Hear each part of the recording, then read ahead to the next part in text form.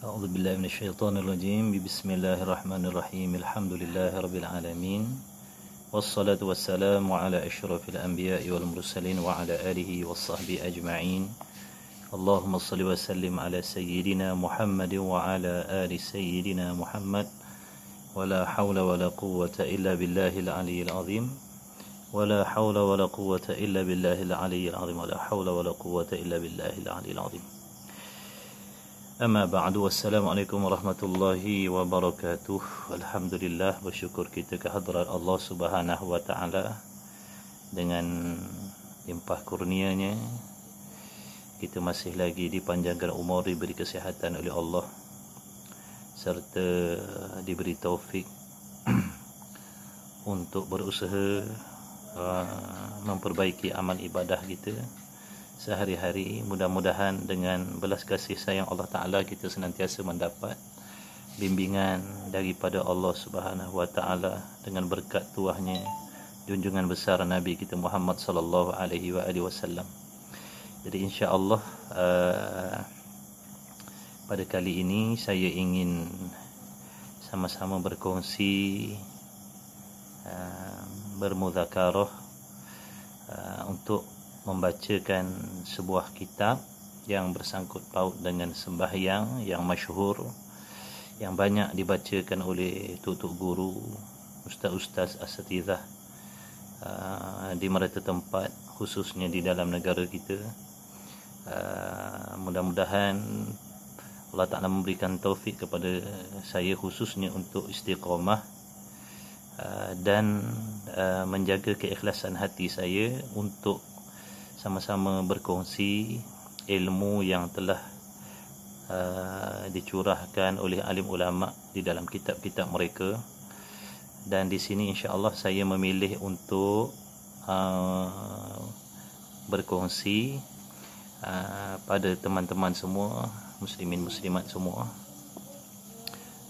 ilmu yang telah dituliskan di dalam kitab yang masyhur karangan Tuan Guru Al-Alim Al-Allamah Rabbani Syekh Wan Daud bin Wan Abdullah bin Idris Al-Fattani, iaitu kitab yang masyhur, kitab Munyatul Musalli. Kitab Munyatul Musalli, insya-Allah saya akan buat beberapa siri, azamnya untuk dibacakan kitab ini sampai khatam. Mudah-mudahan berhamburan manfaatnya, mudah-mudahan menjadi saham untuk diri saya khususnya dan manfaat untuk sekalian yang lain.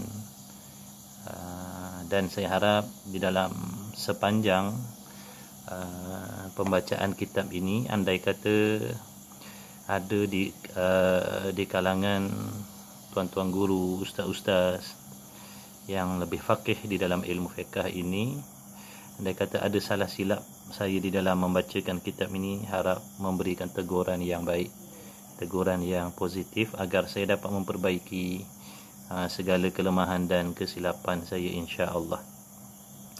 Jadi untuk tidak melengahkan waktu,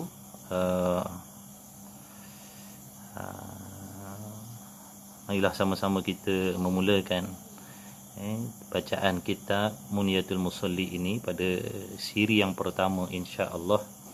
Dan rakaman ini mungkin memakan masa dalam 10 ke 15 minit ataupun setengah jam sahaja, insya-Allah. Dan saya akan buat beberapa siri. Jadi untuk sahabat-sahabat dan sekalian yang lain yang ingin mengikutinya, bolehlah mengikuti channel saya, agar tuan-tuan perempuan tidak tertinggal dalam mengikuti bacaan kitab Munyatul Musalli ini, insya-Allah. Bismillahirrahmanirrahim. Qala Syekhul Musannif rahimahullahu taala wa nafa'ana bi ulumihi fid daraini amin. Kata musannif, aku mulai risalah ini dengan nama Allah Subhanahu wa taala. Jadi aku, kata musannif, memulakan karangan kitab ini dengan menyebutkan nama Allah Subhanahu wa taala, yang mana Allah Taala yang bersifat dengan amat murah, amat pemurah lagi amat mengasihani akan hamba-Nya Allah yang mukmin, makna yang beriman, yang hatinya yakin dan percaya dengan Allah, dengan Rasul, dengan apa sahaja yang didatangkan oleh Allah Ta'ala dan Rasul, yang mana kasih sayang Allah Ta'ala ini terhadap orang mukmin ini di dalam negeri akhirat. Adapun kemurahan Allah Subhanahu wa taala dapat dikecapi, dapat dinikmati, dapat dirasai oleh sekalian makhluk Allah Subhanahu wa taala di atas muka bumi ini. Sama ada mereka yang beriman ataupun yang tidak beriman, semuanya mendapat kemurahan Allah Subhanahu wa taala. Semuanya diberi rezeki oleh Allah Subhanahu wa taala, yang beriman ataupun tidak, yang kafir, yang munafik, haiwan, malaikat, jin, syaitan dan sekalian makhluk, semuanya mendapat kemurahan Allah Ta'ala. Semuanya diberi nikmat oleh Allah Subhanahu wa taala. Adapun kasih sayang Allah Subhanahu wa taala hanya tertentu kepada hamba-hambanya yang mukmin, yang beriman, yang akidahnya benar, yang memiliki keyakinan di dalam hatinya terhadap Allah dan Rasul, dan terhadap apa sahaja yang dibawa datang oleh Nabi SAW.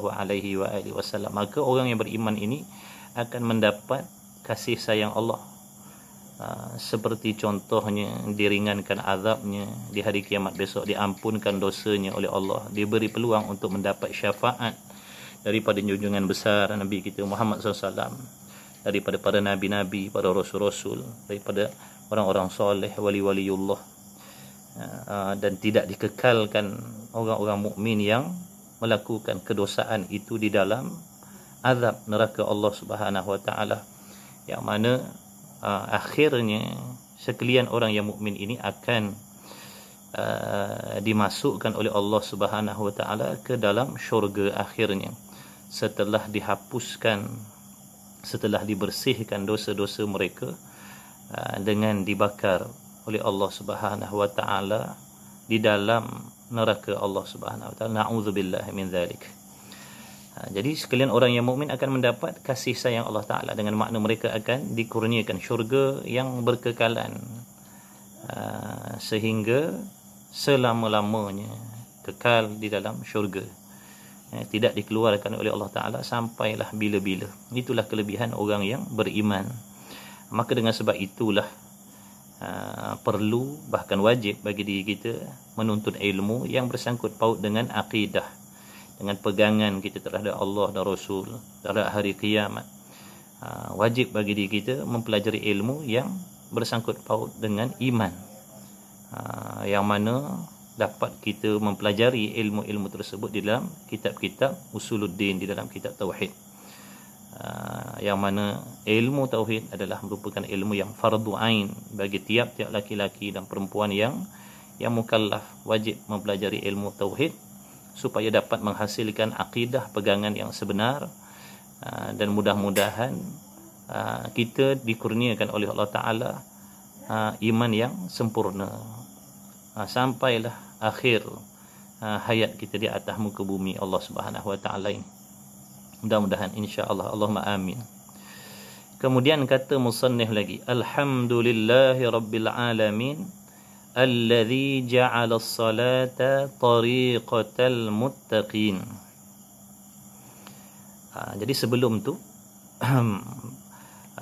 perlu juga, baik juga kita mengetahui apakah hikmah musannif memulakan bacaan kitabnya, risalah yang kecil ini dengan membacakan Bismillahirrahmanirrahim. Jadi memulai oleh tuan guru kita Syekh Daud Al-Fattani rahimahullahu taala dengan membacakan Bismillahirrahmanirrahim di dalam kitabnya ini, tak lain dan tak bukan kerana nak mengikuti aturan Al-Quranul Karim, yang mana Al-Quranul Karim yang diturunkan oleh Allah Subhanahu wa taala itu dimulakan dengan lafaz basmalah dengan bismillahirrahmanirrahim. Lagi pula di antara lainnya, Syekh Daud Al-Fattani ini memulakan karangan kitab beliau dengan membacakan bismillah itu kerana nak beramal dengan hadis Nabi sallallahu alaihi wasallam, hadis Rasulullah sallallahu alaihi wasallam yang diriwayatkan daripada Abi Hurairah radhiyallahu taala anhu, yang mana bahawasanya Rasulullah sallallahu alaihi wasallam bersabda, kullu amrin dzibalin la yubda'u fihi bi bismillahirrahmanirrahim fahuwa aqta'u. Yang mana artinya hadis tersebut, tiap-tiap pekerjaan yang mempunyai kemuliaan pada syarak, tiap-tiap pekerjaan yang mempunyai kemuliaan di sisi agama, yang mana apabila pekerjaan yang mulia-mulia itu tadi tidak dimulakan dengan bismillah, dengan membaca bismillahirrahmanirrahim, maka iaitu seperti binatang yang terpotong anggotanya. Apa yang dimaksudkan dengan binatang yang terpotong anggotanya? Artinya pekerjaan yang mulia tadi tidak mendapat keberkatan yang sempurna. Contoh kita makan tanpa membaca bismillah, jadi kurang barakah dalam makanan. Kita minum dengan tidak ada bismillah, kurang barakah dalam minuman. Maka dengan sebab itulah musannif mengharapkan keberkatan yang sempurna daripada Allah Subhanahu wa taala, lalu beliau membacakan bismillahirrahmanirrahim di awal penulisan risalah ini. Baik, kemudian kata musannif, alhamdulillahirabbil alamin allazi ja'ala as-salata tariqatal muttaqin. Segala puji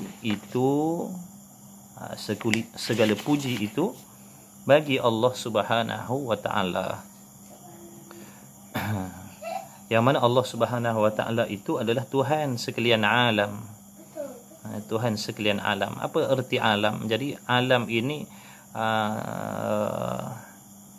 ditafsirkan oleh alim ulama dengan makna yang berbeza-beza. Para ulama telah bersalahan pendapat pada mentafsirkan makna alam ini.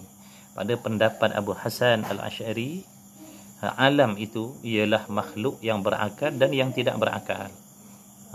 Setiap makhluk yang tidak berakal dan yang berakal termasuk di dalam kata alam. Jadi Allah Subhanahu wa taala Tuhan yang memiliki, Tuhan ataupun tuan, pemilik, pencipta, pentadbir sekalian alam. Jadi makhluk yang berakal ditadbir oleh Allah, makhluk yang tidak berakal juga ditadbir, diciptakan oleh Allah Subhanahu wa taala. Yang baik, yang buruk, yang taat, yang maksiat, yang beriman, yang tidak beriman, semuanya ditadbir oleh Allah Subhanahu wa taala. Jadi segala puji-pujian itu adalah hak milik Allah Subhanahu wa taala yang bersifat dengan maha sempurna. Jadi segala kebaikan yang diperolehi di dalam hidup kita, di dalam diri kita, itu adalah hasil daripada kehendak dan diciptakan oleh Allah Subhanahu wa taala. Jadi mustahil untuk kita memiliki kebaikan, mustahil makhluk itu bersifat dengan sifat-sifat yang baik sekiranya tidak dikehendaki dan tidak dijadikan oleh Allah Subhanahu wa taala. Maka dengan sebab itulah segala puji-pujian itu adalah hak milik Allah Subhanahu wa taala. Segala kebaikan, segala keelokan yang ada pada diri kita ni hanya dipinjamkan oleh Allah Subhanahu wa taala sahaja. Tapi kita sedia maklum, apabila sesuatu perkara ataupun sesuatu benda yang kita pinjam itu memakan masa yang lama, kita meminjamnya dalam masa yang lama, kadang-kadang kita merasakan benda yang dipinjam itu seolah-olah hak milik kita sendiri. Dengan sebab itulah apabila Allah Ta'ala mengambil kembali sesuatu yang telah dipinjamkan pada diri kita, kadang-kadang timbul di dalam hati kita rasa sedih. Kadang-kadang ada yang tidak redha, ada yang tidak setuju. Walhal apa yang diambil oleh Allah Ta'ala kembali itu adalah hak milik Allah Subhanahu Wa Ta'ala.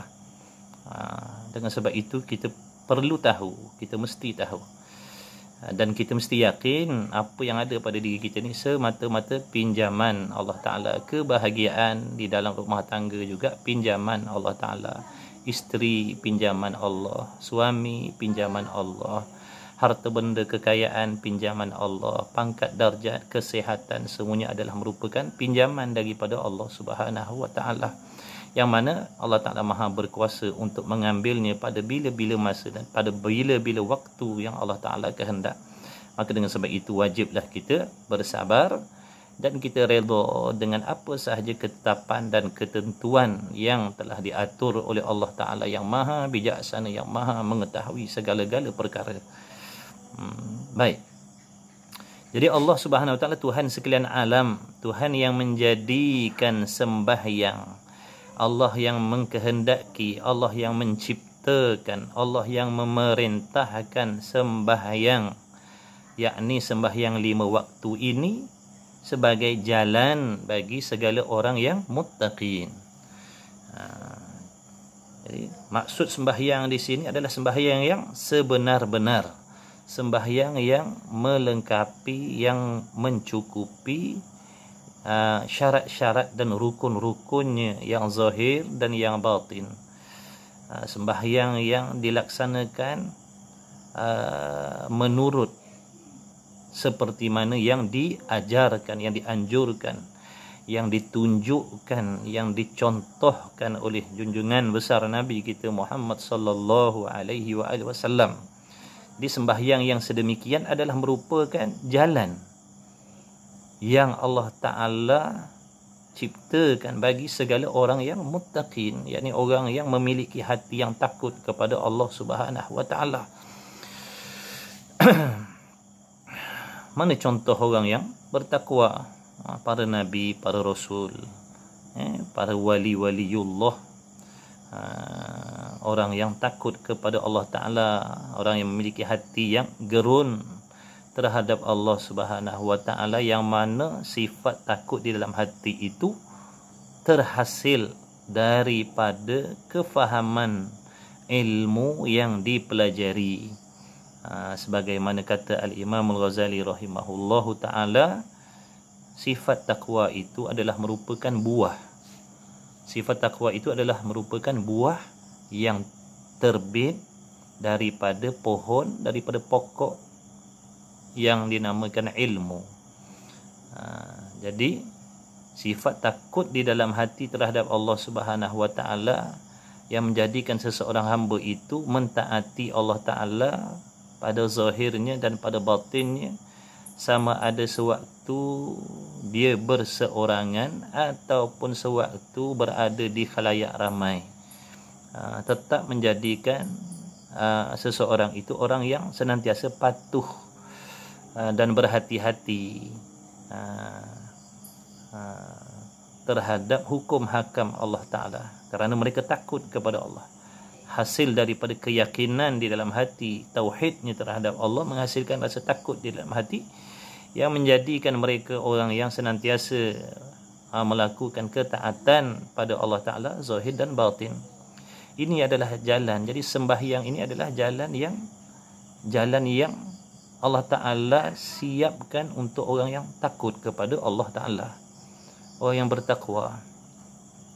Jadi kita sebagai hamba, sebagai manusia biasa, apabila kita mendirikan solat 5 waktu dengan cara yang betul, maka kita telah berada di atas jalan yang telah dijalani oleh orang-orang yang takut kepada Allah Subhanahu Wa Ta'ala. Kalau para nabi, kalau para rasul, para awliya illahi salihin, yang mana di hujung perjalanan mereka itu mendapat keredaan Allah Ta'ala, dikurniakan syurga oleh Allah Subhanahu Wa Ta'ala, maka kita orang yang mendirikan solat, yang berada di atas jalan yang sama seperti mana yang dijalani oleh orang-orang yang bertakwa ini, insya-Allah pasti kita akan sampai di tempat yang mana para nabi dan para rasul itu disampaikan oleh Allah Subhanahu wa taala, iaitu mendapat keredaan Allah taala, mendapat syurga Allah Subhanahu wa taala. Maka dengan sebab itu sembahyang yang dilakukan oleh kita tiap-tiap hari itu mestilah kita pastikan dalam keadaan yang betul. Dalam keadaan yang betul. Kita mesti faham mana solat yang diperintah oleh Allah Ta'ala itu adalah solat yang sempurna, solat yang mencukupi syarat-syarat dan rukun-rukunnya, yang zahir dan yang batin. Sebagai contoh, di dalam hadis Nabi sallallahu alaihi wasallam yang mana Nabi bersabda, yang artinya hendaklah kamu menunaikan sembahyang, mendirikan sembahyang seperti mana kamu mengetahui aku sembahyang. Jadi Nabi SAW mendirikan solat dalam keadaan hatinya bersih, dalam keadaan hatinya takut kepada Allah, dalam keadaan hatinya khusyuk kepada Allah Ta'ala, dalam keadaan batinnya bersih daripada sebarang jenis dosa dan maksiat. Nabi SAW tidak membawa sebarang jenis dosa dan maksiat hati sewaktu baginda Nabi SAW mendirikan sembahyang. Adapun kita, kebanyakan kita, khususnya diri saya sendiri, kita walaupun mengaku orang yang mendirikan solat, tapi dalam masa yang sama kita mendirikan solat dalam keadaan kita membawa maksiat-maksiat hati menghadap Allah Subhanahu wa taala. Jadi sembahyang yang kita dirikan itu masih tidak sempurna seperti mana yang diperintahkan oleh Allah Subhanahu wa taala. Jadi maka kita wajib berusaha membersihkan hati kita supaya setiap kali kita sembahyang itu dalam keadaan hati kita bersih daripada sebarang jenis maksiat hati, dengki, dendam, bersangka jahat, tidak memaafkan orang lain contoh. Mudah-mudahan dapat kita mencontohi sembahyang yang diajarkan oleh Nabi sallallahu alaihi wasallam.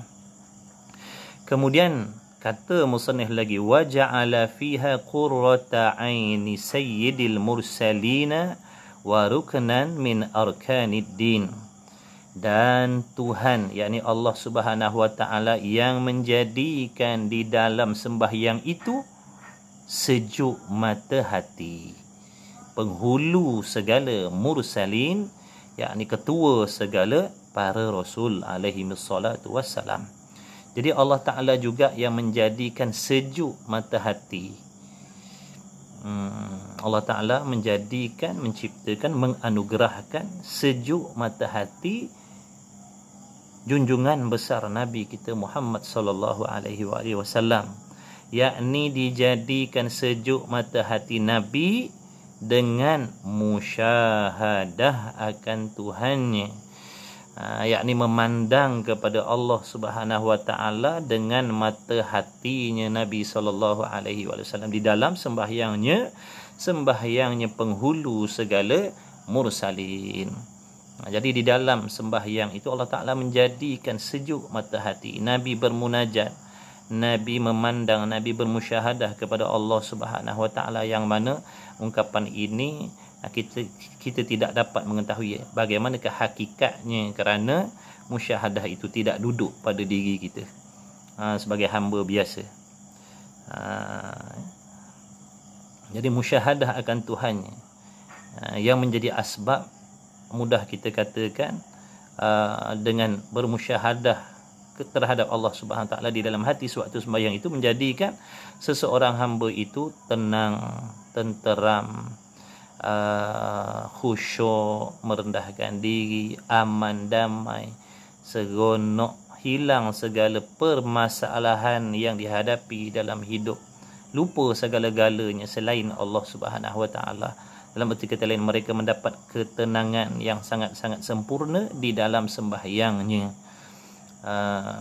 Bagi orang yang mendapat musyahadah terhadap Tuhannya di dalam sembahyang.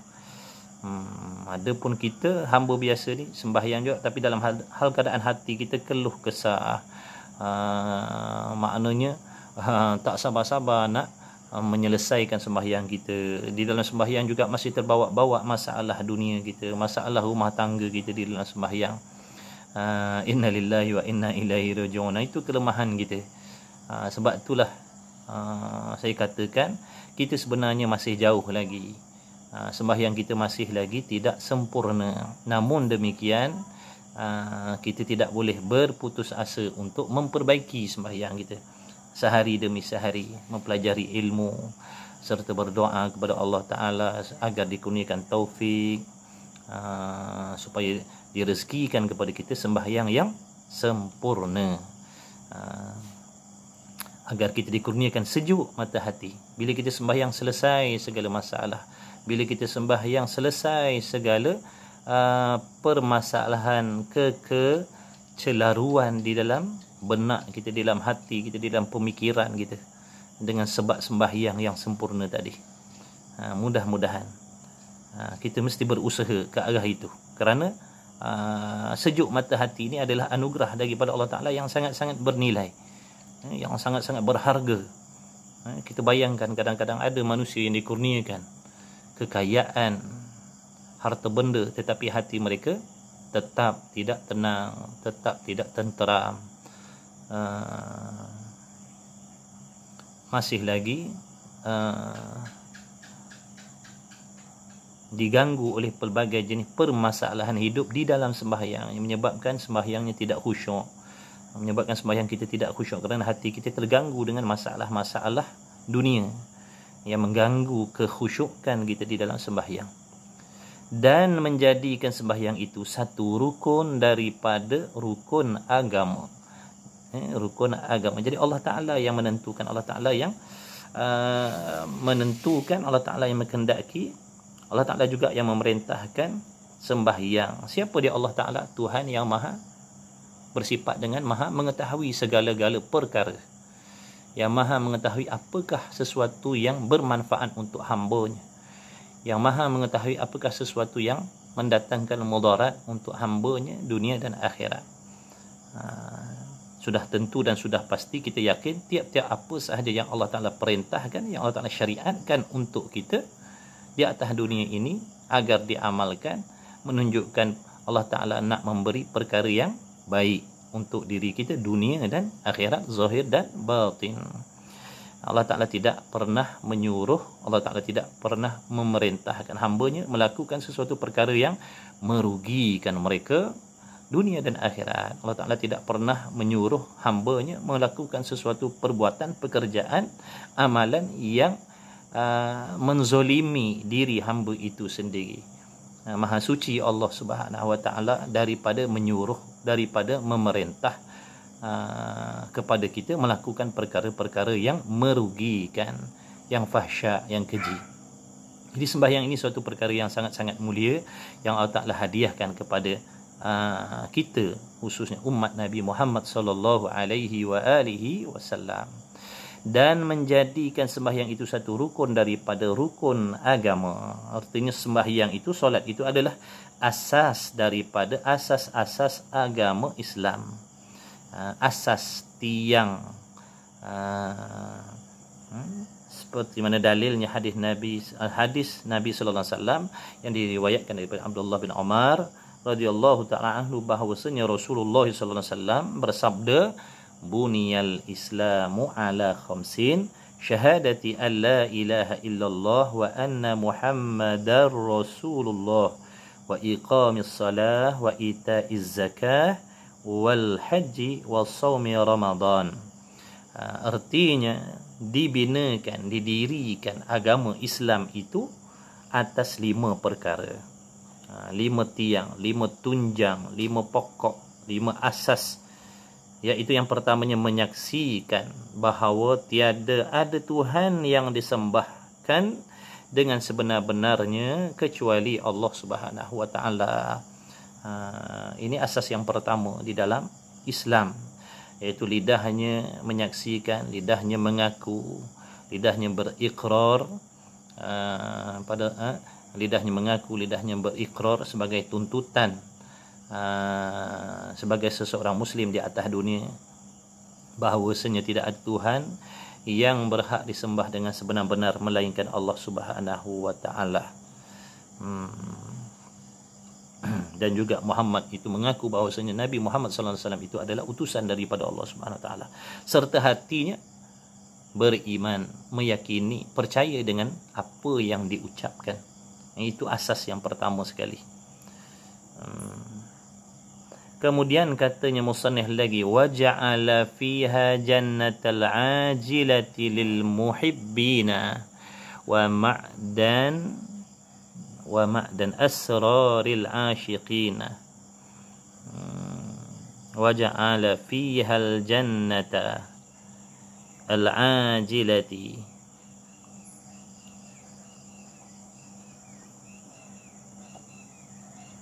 lil muhibbin wa ma'dan asra lil asyiqin, dan menjadikan padanya, yakni di dalam sembahyang itu dapat lazat.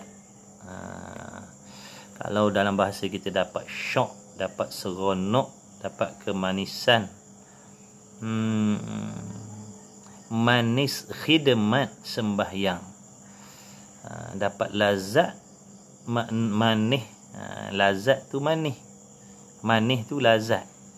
Jadi dalam sembahyang tu ada kemanisan. Jadi kemanisan itulah yang menjadikan seseorang itu lazat, seronok sembahyang. Inilah di antara rahsia yang menjadikan seseorang hamba-hamba pilihan Allah Subhanahu taala itu seronok mendirikan sembahyang, tak puas sembahyang.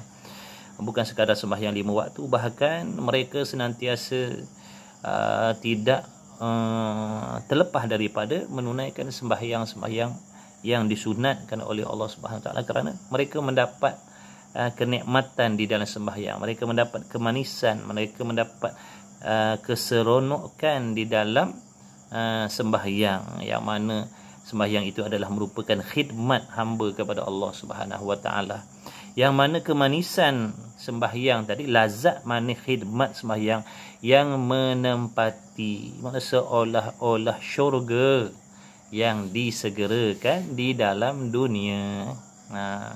Bagi siapa ni? Bagi hambanya Allah yang muhibbin, bagi hambanya Allah Ta'ala yang muhibbin, yang dikasihi oleh Allah Subhanahu Wa Ta'ala. Hamba-hamba yang dikasihi oleh Allah Subhanahu Wa Ta'ala, mereka mendapat syurga di dalam dunia. Apa yang dimaksudkan syurga di dalam dunia ni? Kemanisan, kelazatan, khidmat kepada Allah Ta'ala, ataupun dalam erti kata lain yang dikatakan sejuk mata hati tadi tu. Sejuk mata hati di dalam sembahyang itulah menempati seolah-olah syurga. Ibaratnya kalau duduk dalam syurga, tempat yang tidak menyakitkan, tempat yang tidak menyusahkan, tempat yang maha suci dari sebarang kesulitan, yang maha suci daripada sebarang azab, kepayahan, kebingungan, masalah. Apa yang dilihat oleh mata semuanya menyenangkan hati, yang didengar oleh telinga menyenangkan hati, menyeronokkan hati, yang disentuh, yang dipegang, apa sahaja, syurga itu dipenuhi dengan segala kenikmatan. Syurga itu dipenuhi dengan segala kenikmatan. Allah Ta'ala tidak menjadikan sebarang jenis kesusahan, sama ada pada zahir dan pada batin, di sisi hamba-hambanya yang berada di dalam syurga Allah Subhanahu Wa Ta'ala. Jadi begitulah bandingannya orang yang mereka-mereka yang dianugerahkan oleh Allah Subhanahu Wa Ta'ala sembahyang yang sempurna ini. Mereka sangat-sangat merasakan ketenangan, keseronokan, keasyikan, kebahagiaan di dalam sembahyang mereka.